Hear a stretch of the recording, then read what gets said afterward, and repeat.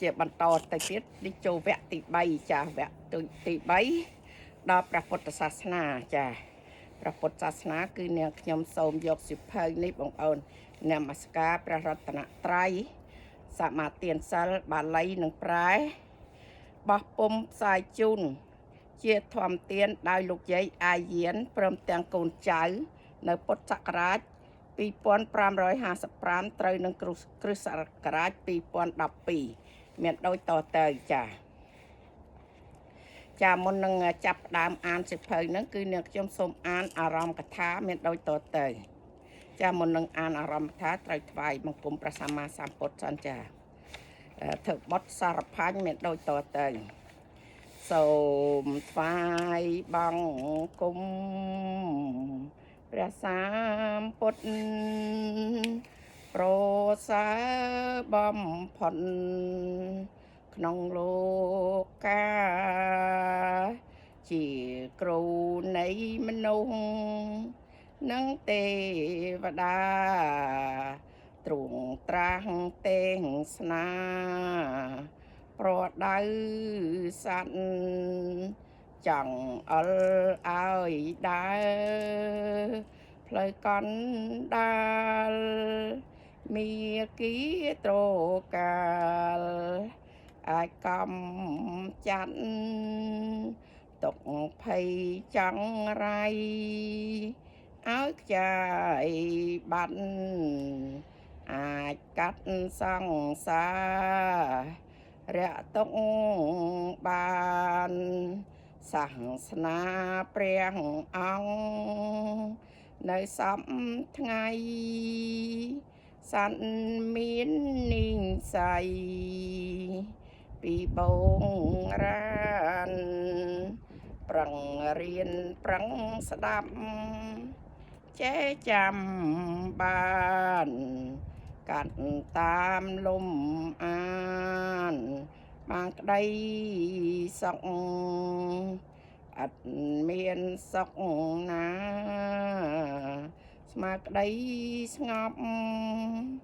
បាញ់ចាប់ត្រឹមសុខឃ្លាតចាងទុកតាំងពីលោកនេះតទៅមកក្តីសុខនឹងមានព្រោះធម៌ស្ងប់ខ្ញុំសូមបង្គំចំពោះព្រះធម៌ព្រះសង្ឃបវរទាំងគ្រប់សពរួមគុណត្រៃរតន៍គូគោរពជាមលុបត្រជាក់នៃលោកកាព្រះរូបព្រះធាតុនៃព្រះពុទ្ធវិញសុនតាមអង្គព្រះសាស្តារួមគុណត្រៃរតន៍ជួយខែមរាឲ្យបានសុខាតរៀងទៅសូមអនុមោទនាចាជាបន្តទៅនេះនាងខ្ញុំសូមធ្វើអំណានអារម្មណ៍កថាមានដូចតទៅព្រះពុទ្ធសាសនាបានបង្រៀនមនុស្សឲ្យជឿជាក់លើកម្មនិងផលកម្មដែលបុគ្គលជាអ្នកសាងរមែងទទួលបានផលនោះវិញជាមិនខានអ្វីកើតឡើងព្រោះហេតុនិងផលព្រោះតែហេតុដែលបុគ្គលជាអ្នកធ្វើទើបទទួលបានផលនោះវិញនាងខ្ញុំមានជំនឿយ៉ាងខ្លាំងលើកម្មនិងផលជាពិសេសបានឃើញយ៉ាងច្បាស់នៅគុណតម្លៃដែលមិនអាចកាត់ថ្លៃបានរបស់ព្រះពុទ្ធជាម្ចាស់ដែលព្រះអង្គទ្រង់ទេសនាបង្ហាញផ្លូវត្រូវដល់មនុស្សគ្រប់វណ្ណៈព្រះពុទ្ធគឺជាតួអង្គយ៉ាងសំខាន់ក្នុងការកែប្រែនៅទង្វើរបស់មនុស្សនិងជាអ្នកបង្ហាញនៅមាគ៌ាដ៏ល្អសម្រាប់សកម្មភាពទាំងឡាយរបស់មនុស្សទ្រង់ព្រានប្រដៅឲ្យមានការជឿជាក់លើខ្លួនឯងនិងខ្លួនទីពឹងខ្លួនដោយខ្លួនជាអ្នកឲ្យសុខដល់ខ្លួនឯង នាងខ្ញុំស្រឡាញ់គោរពលើព្រះពុទ្ធសាសនានិងចង់រក្សានៅតម្លៃព្រះពុទ្ធសាសនាឲ្យគង់វង្សអាស្រ័យហេតុដូច្នោះហើយទើបជំរុញចិត្តនាងខ្ញុំឲ្យខិតខំប្រមូលនៅធម៌នមស្ការពីសៀវភៅធម៌ផ្សេងមករៀបរៀងដាក់បញ្ចូលជាសៀវភៅធម៌នេះដើម្បីទុកជាប្រយោជន៍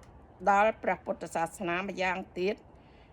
ដោយមើលឃើញផលវិបាករបស់ព្រះពុទ្ធសាសនាសម័យបច្ចុប្បន្នភាគច្រើនមិនទាន់ចេះអានអក្សរបាលីទើបមិនចង់រៀនធម៌ហេតុនេះទើបនាងខ្ញុំបានផ្ដួចផ្ដើមគំនិតរៀបចំសៀវភៅធម៌ដោយមានសរសេរពាក្យសម្រាយខាងក្រោមដើម្បីងាយស្រួលក្នុងការអានហើយបាន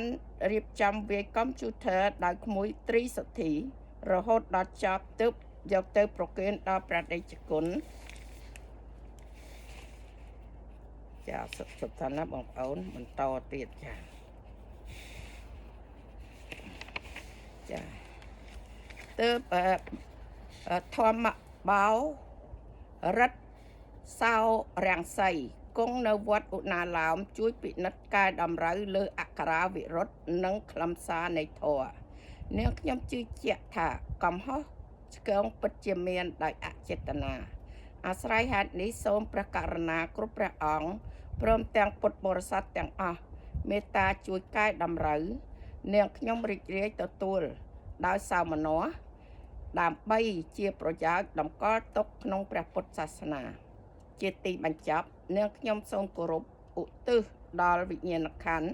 លោកអ្នកដ៏មានគុណមានមេត្តាបិតាព្រមទាំងញាតិកាលើវាវត្តសង្សារសូមទទួលនៅបុណ្យកុសលដែលកើតឡើងពីធម្មទាននេះដោយរីករាយមួយអន្លើដោយឧទ្ទិសជូនដល់វិញ្ញាណក្ខន្ធអស់លោកអ្នកប្រាជ្ញកវីបណ្ឌិតដែលរួមចំណែកថែរក្សាព្រះពុទ្ធសាសនាសូមអស់លោកទាំងនោះទទួលអនុមោទនានៅបុណ្យដែលកើតមានឡើងពីធម្មទានដែលនាងខ្ញុំខិតខំរៀបចំសៀវភៅនមស្ការនេះផងចុះជាពិសេសសូមគោរពជូនដល់ព្រះថេរាធេរៈគ្រប់ព្រះអង្គនិងពុទ្ធបរិស័ទទាំងអស់ដែលកំពុងរស់នៅសប្តាហ៍ថ្ងៃសូមទទួលបាននៅសុខភាពល្អប្រាជ្ញាឆ្លៀសវៃដើម្បីទ្រទ្រង់ព្រះពុទ្ធសាសនាឲ្យគ្រប់5000ព្រះវស្សាទៅសូមអនុមោទនាចាភ្ជាប់ជាមួយគ្នានេះដែរគឺនាងខ្ញុំសូមចាសូមថ្វាយព្រះពរដល់ព្រះគុណម្ចាស់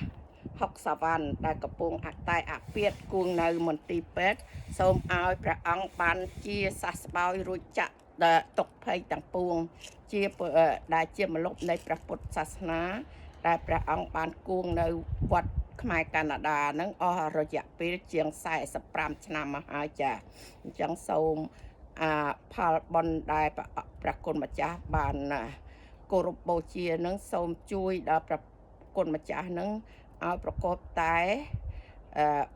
ឲ្យប្រកបបានសុខភាពល្អប្រសើរឡើងវិញដើម្បីទ្រទ្រង់ព្រះពុទ្ធសាសនាហើយភ្ជាប់គ្នានេះដែរគឺនាងខ្ញុំសូមសរសើរទៅដល់បងប្អូនយើងទាំងអស់ដែលបានចូលរួមសួរសុខទុក្ខជាពិសេសព្រះសង្ឃដែល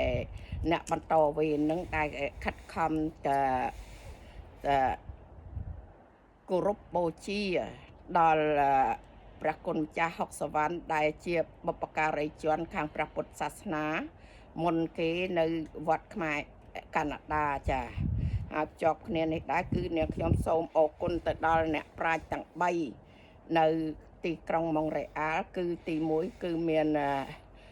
ឧបាសកហឹមឆាន់ទី2គឺឧបាសករតភិរៈទី3និងឧបាសកស្អីសាវ៉ាន់ទេចាមើលព្រះគុណម្ចាស់ទី2គឺប្អូនរតភិរៈទី3គឺលោកប្អូនលោកបងសុវណ្ណចាលោកបងសុវណ្ណចាដែលបានខិតខំប្រឹងចងក្រងជាសិភៅ នេះចែកចេញជាធម្មទានចាមកដល់ពុទ្ធបរិស័ទយើងនេះបានចងក្រងជាសិភៅនេះឡើងចាដែលមានសិល5សិលអីដែលជាសិភៅមួយដែលងាយស្រួលនឹងអានហើយបានបញ្ជាក់ឡើងយ៉ាងពិស្ដារអំពីសារៈសំខាន់នៃព្រះពុទ្ធសាសនាចាសូមអរព្រះគុណនិងអរគុណឥឡូវ10នាទីហើយសូមអរគុណនិងសូមជម្រាបលាពេលវេលា